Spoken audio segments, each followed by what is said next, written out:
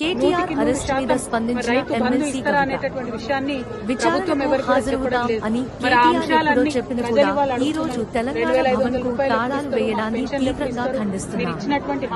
ఏ పార్టీలోనైనా లోపాలు ఉన్నప్పుడు అధినేతకు చెప్పుకోవడం సహజం. పార్టీ లోపాలను సవరించుకుంటాము. నాయకులపై దాడులు జరిగితే ఐకమత్యంతో ఎదుర్కొంటాం.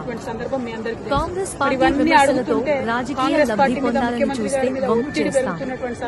కేసీఆర్ తో సహా నాయకులను కాపాడుకుంటూ పార్టీని ముందుకు తీసుకెళ్తాం. ఎమ్మెల్సీ కవిత మీద నోటీసు, ఇంకొక రోజు హరీష్ రావు గారికి నోటీసు, ఇంకొక రోజు ఇంకొక సీనియర్ నాయకుడికి నోటీసు.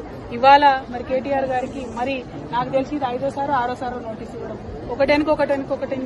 ఒకటి నోటీసులు ఇచ్చిన ప్రతిసారి ప్రతి ఒక్కరు ఏదో ఒకటి మాట్లాడి మొత్తానికి ప్రజా సమస్యల నుంచి దృష్టి మరల్చాలే, వాళ్ళు పబ్బం గడుపుకోవాలని చూస్తున్నటువంటి సందర్భాన్ని మనం గమనిస్తున్నాం. నేను ఈ వైఖరిని తీవ్రంగా ఖండిస్తా ఉన్నాను. మేము ఎప్పుడో చెప్పినాం, నోటీసులు ఇస్తే పోతాం, జవాబిస్తాం, మేమేం తప్పు చేసింది లేదని మా పార్టీ తరఫు నుండి మా నాయకులందరూ కూడా అన్ని సందర్భాల్లో కూడా చెప్పినటువంటి విషయం మీ అందరికీ తెలిసిందే.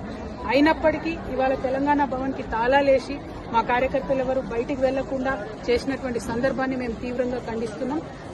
మా కేటీఆర్ గారు మరి ఇవాళ విచారణకు హాజరైన ముందే చెప్పినటువంటి విషయమే, హాజరైతామని. అందులో పెద్ద విశేషం ఏం లేదు, హాజరైతాం, విచారణకు సహకరిస్తామని కూడా చెప్పినాం.